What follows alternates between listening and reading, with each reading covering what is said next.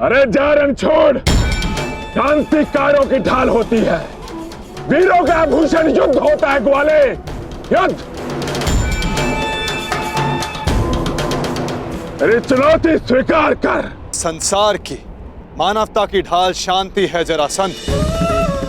जिसके पास विनाश की शक्ति हो उसे शांति का विकल्प पहले चुनना चाहिए। वीर वो नहीं जो पल पल में युद्ध को उपस्थित हो जाए। वीर वो होता है जो जब तक संभव हो युद्ध को टाले। तुम्हारे नाम में ही संधि है, तो फिर क्यों युद्ध के कंकड़ से शांति का पात्र तोड़ते हो जरासंध? यदि शांति का पात्र छलका तो विनाश बाहर आएगा। मैं कोई मथुरा का ग्वाला नहीं जो तुम्हारी इन मीठी मीठी बातों में आ जाऊं। तुम्हारे उद्देश्यों के बाणों का जरासंध के कवच पर कोई प्रभाव नहीं पड़ेगा।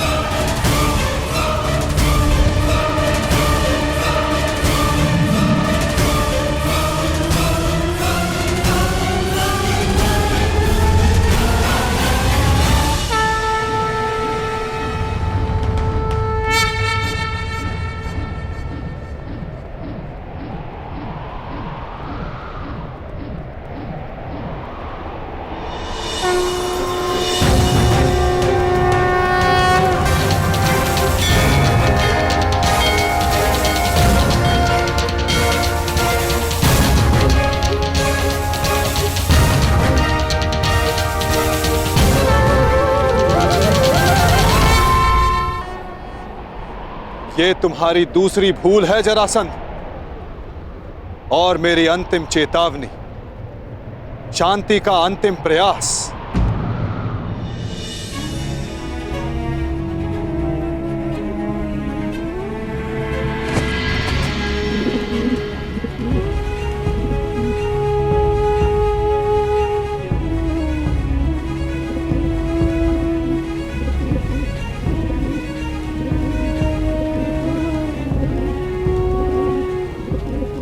सुन रहे हो जरासंध? ये अबोध भी कह रहा है कि शांति रखो। इसके स्वर के बीच के विराम की शांति अनुभव करो जरासंध।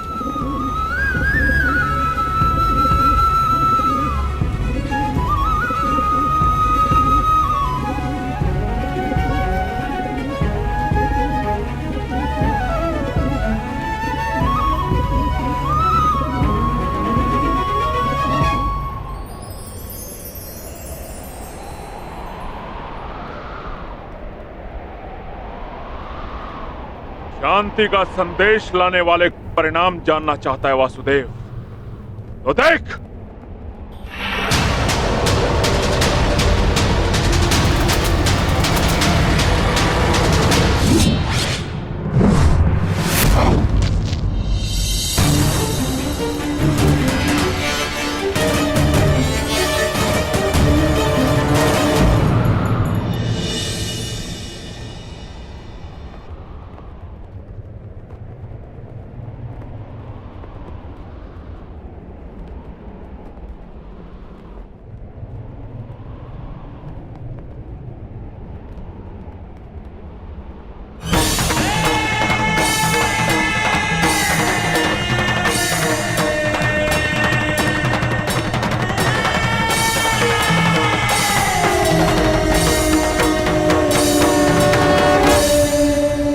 मैं संधि प्रस्ताव लाया। तुमने शांति दूत का वध किया, मैंने शास्त्र से समझाने का प्रयास किया। तुमने शस्त्र उठाया, मैं प्रेम लाया था। तुमने युद्ध की मांग की, तुम्हें युद्ध चाहिए जरासंध, तो लो, मैं तुम्हें युद्ध देता हूं।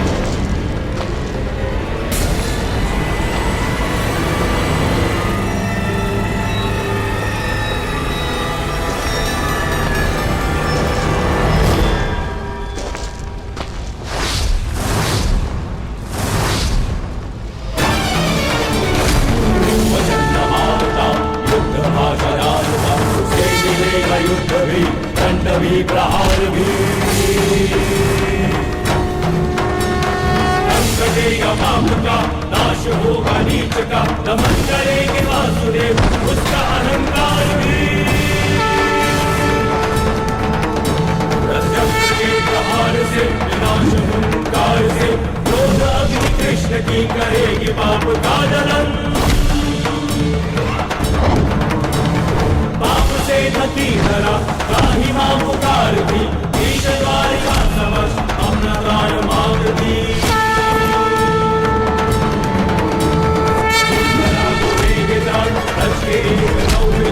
भूमिशाई करके पाप को सजेगी आरती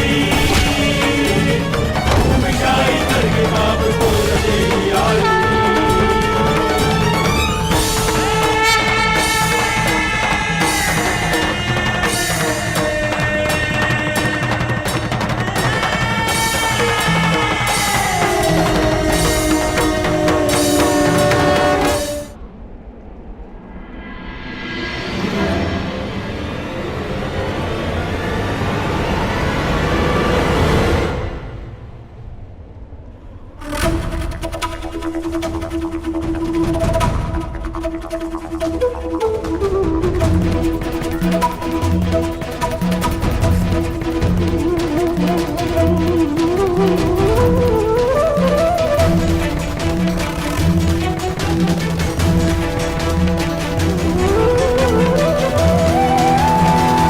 हर पाप के मार्ग में आना मेरा कर्तव्य है, परंतु नियति के मार्ग में आना मेरा अभ्यास नहीं।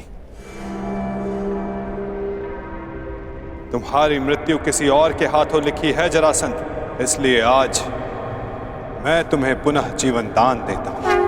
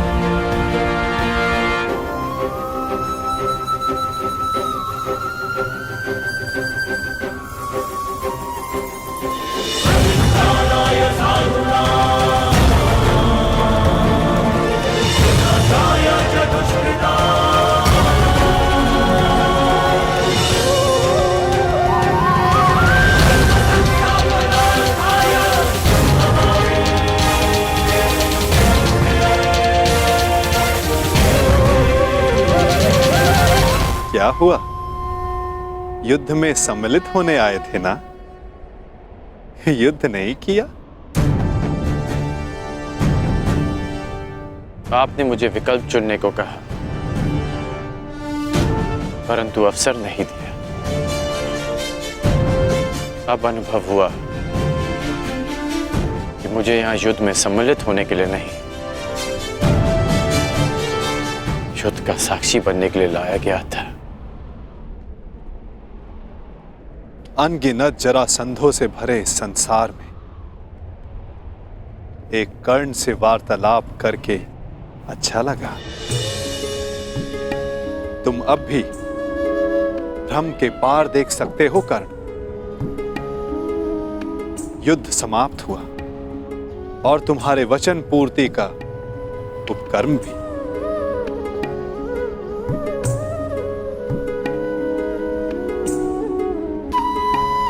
तो प्रस्थान करें?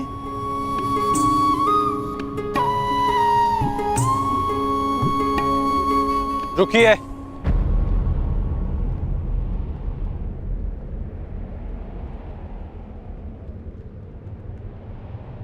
वासुदेव,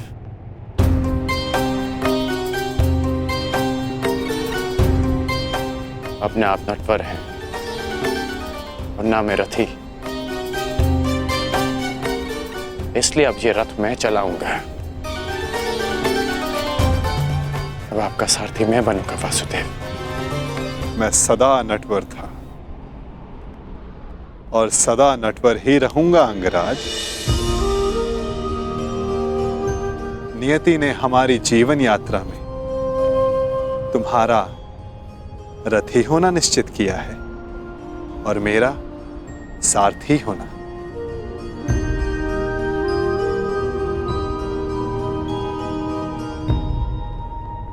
जो मन में है कह डालिए अंगराज। युद्ध ना कर पाने का खेद है?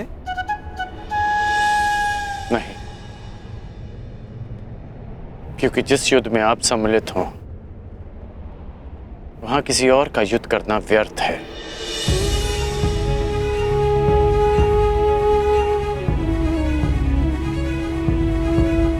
नियति के चक्र को कौन समझ पाया है कर्ण? कौन जाने वो दिन आए कि हम दोनों युद्ध में सम्मिलित हों और मैं सम्मिलित होकर भी शस्त्र ना उठाऊं।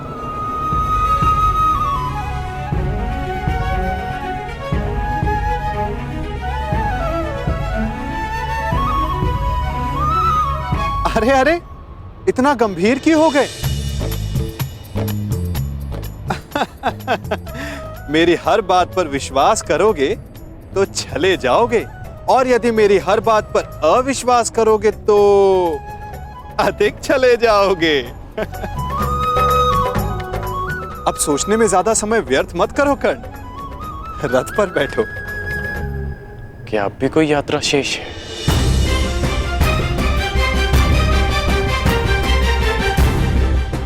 यात्रा तो अनावृत नियम है कर्ण।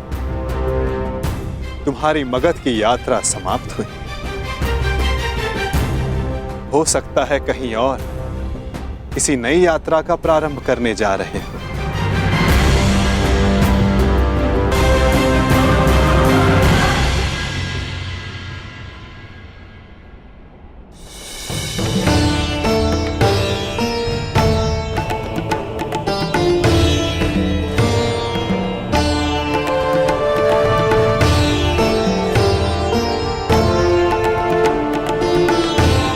यात्रा मंगलकारी हो पुत्रों।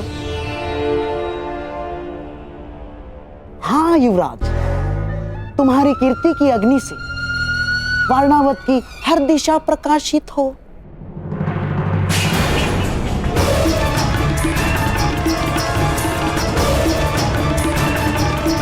पहना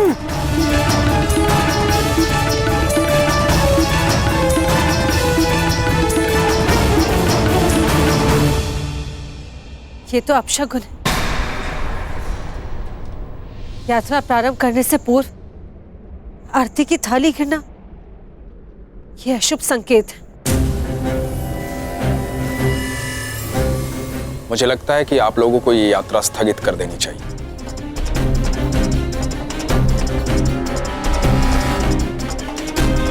शास्त्रों में लिखा है, किसी भी शुभ मुहूर्त में कोई विघ्न आए तो उसे टालना ही उचित है। भ्राता विदुर कह रहे हैं तो यात्रा स्थगित ही कर देनी चाहिए।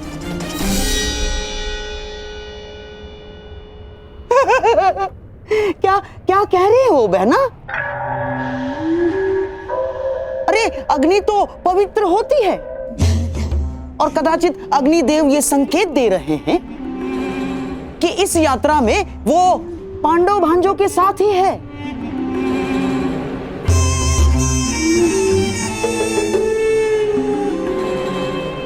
परंतु महामंत्री आप तो स्वयं नीति कुशल हैं। वारणावतवासी युवराज युधिष्ठिर की प्रजा है, और वहां उनके और बहन कुंती के सत्कार में विशेष प्रबंध कर दिए गए हैं। और अब यदि यह यात्रा स्थगित हुई तो न केवल प्रजा का उत्साह भंग होगा, बल्कि प्रजा में यह संदेश भी जाएगा कि युवराज युधिष्ठिर केवल एक अपशकुन के भय से अपने कर्तव्य से पीछे हट गए ना।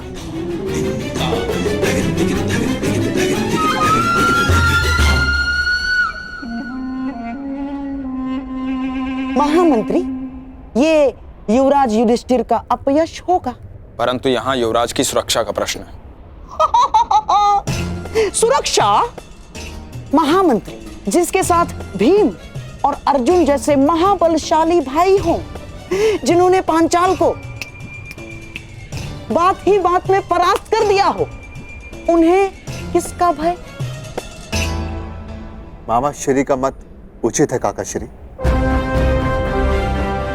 परंतु आपकी मंत्रणा भी आवश्यक है। यदि आप कहेंगे तो हम नहीं जाएंगे।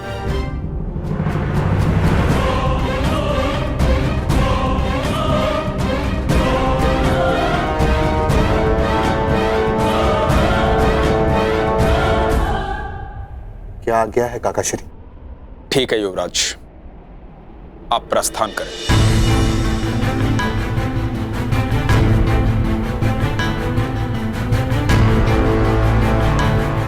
यात्रा मंगलमय हो।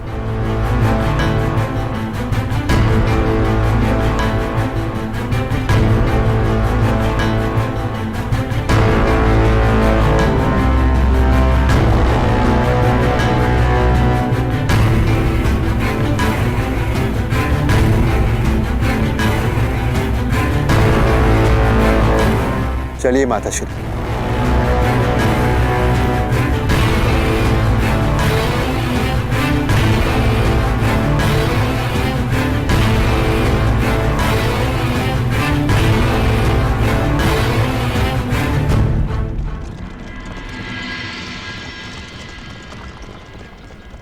अंतिम विदाई युवराज, अंतिम विदाई।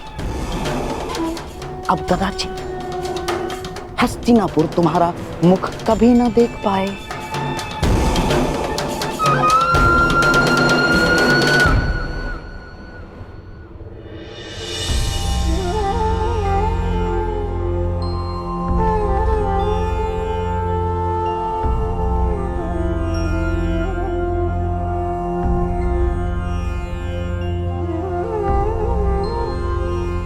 वासुदेव,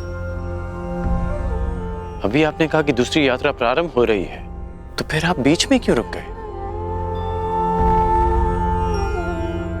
विचार कर रहा हूं अंगराज कि कुछ यात्रा यदि प्रारंभ ना की जाए तो भविष्य पूर्णतः भिन्न हो सकता है।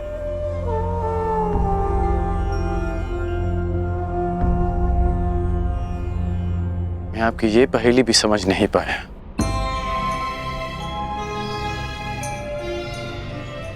हर पहेली का उत्तर हमारे चयन में होता है अंगराज, और भविष्य चयन पर निर्भर करता है। जीवन जीने के सदैव दो विकल्प होते हैं। एक विकल्प होता है इस पाषाण खंड की भांति, जो अपने अहंकार, अपने हठ, अपनी जड़ता के बोझ के कारण भारी और कठोर हो जाता है, जो ना अपना चुना हुआ मार्ग बदलता है और ना ही अपने विचार। उसका प्रारब्ध इस पाषाण खंड की तरह होता है।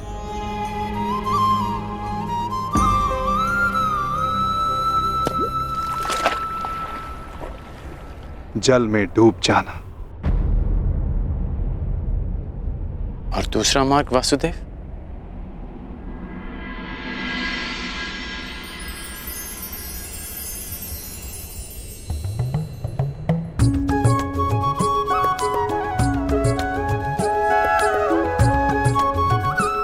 भक्ति मार्ग, इस मोर पंख की भांति हल्का, जो वायु के वेग में बहता है।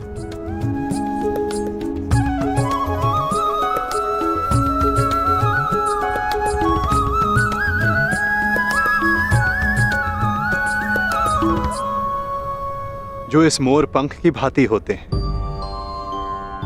वे अपने आप को ईश्वर की इच्छा के हाथों ऐसे समर्पित कर देते हैं जैसे इसने स्वयं को वायु को समर्पित किया।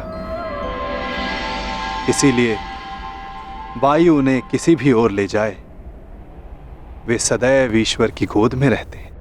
यदि हर बात में ईश्वर की इच्छा है और प्रकृति भी ईश्वर की गोद है, तो ये पाषाण ईश्वर की गोद में ही गया है। तो इस प्रकार तो ये दोनों मार्ग एक ही हुए ना वासुदेव? पाषाण हो या पंख, वायु के साथ बहें या जल में मग्न हो जाएं, रहना तो ईश्वर के साथ ही है।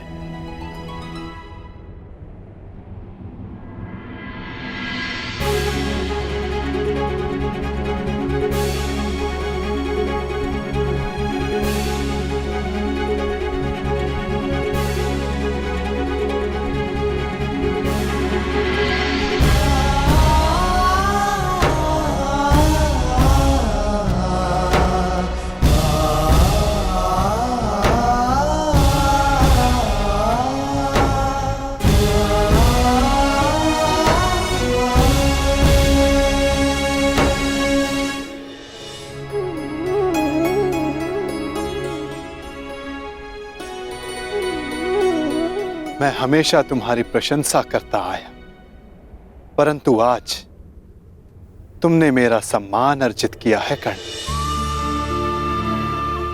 तुमने वो समझ लिया जिसका ज्ञान पाने में ऋषि मुनि अपना सारा जीवन बिता देते हैं। कोई पाषाण खंड नहीं, कोई मोर पंख नहीं। यदि कुछ महत्वपूर्ण है तो कर्म और कर्म के परिणाम। कुछ महत्वपूर्ण है तो हमारा चुना हुआ मार्ग।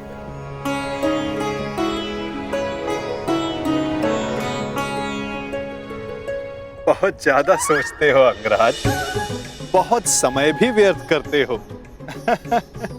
अब यहीं रहना है या आगे चलें? रुके तो आप हैं वासुदेव। कहा था ना, जीवन मार्ग में रुककर देख लेना चाहिए कि लक्ष्य उचित है या नहीं। और हमारा मार्ग हमारे साथ छल तो नहीं कर रहा है।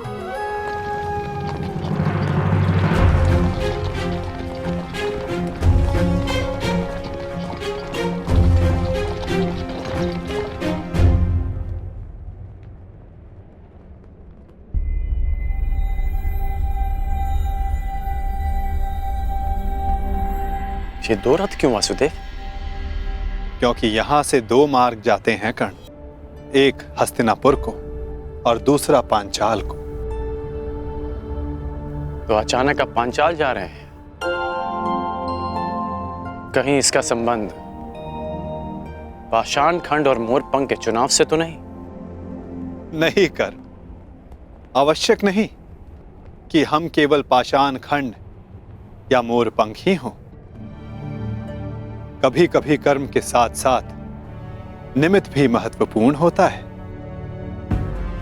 हम में से कुछ पाषाण पानी के लिए निमित्त होते हैं, मोरपंख के लिए वायु का, और निर्माण के लिए अग्नि का। निर्माण के लिए अग्नि का? परंतु अग्नि तो सब भस्म कर देती है। हाँ, परंतु यही अग्नि पवित्र भी करती है अंगराज। और ऐसी ही एक अग्नि का साक्षी बनने जा रहा हूं मैं, जो एक पिता के मन में उत्पन्न हुई। वो अग्नि जो एक दिन सब पवित्र कर देगी।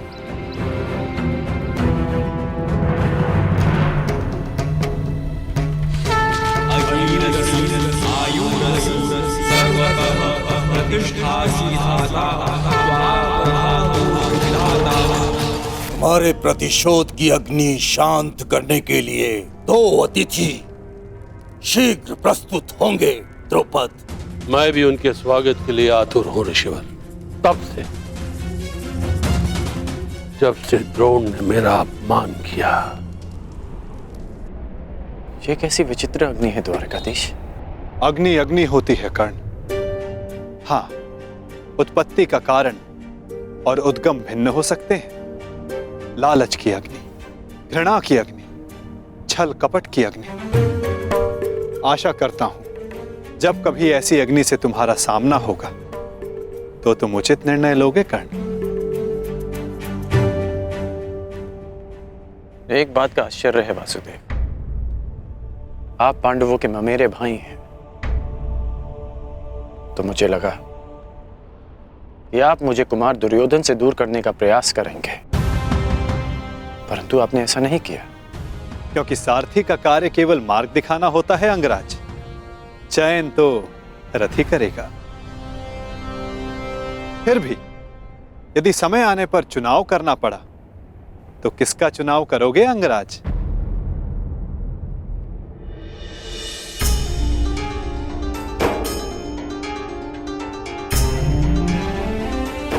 मित्र दुर्योधन का। इसलिए नहीं कि मैं उनके प्रत्येक कर्म को उचित मानता हूं, परंतु इसलिए कि उन्होंने मेरी तब सहायता की जब सबकी दृष्टि में मैं तुच्छ था।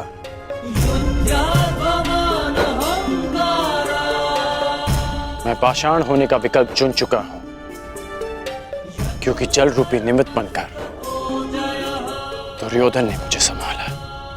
चैन तुम्हारा है अंगराज, परंतु स्मरण रखना, हम कर्म चुनते हैं और कर्म हमारा परिणाम चुनता है।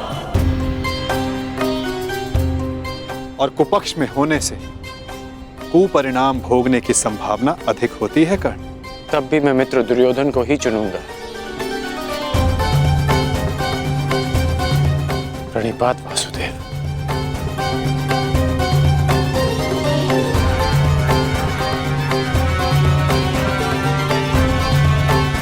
विदा कर्ण।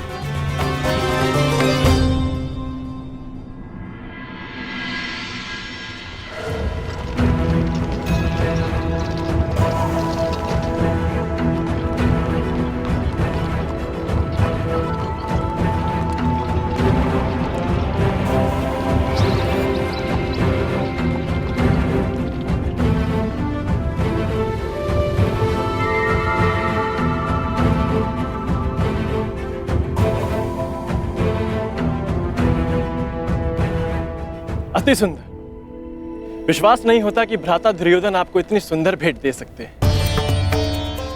समय के साथ सब बदलता है अनुज। खट्टी कैरी भी समय के साथ बदलकर मीठा आम बन जाती है। अनुज, दुर्योधन को भी दूसरा अवसर अवश्य मिलना चाहिए।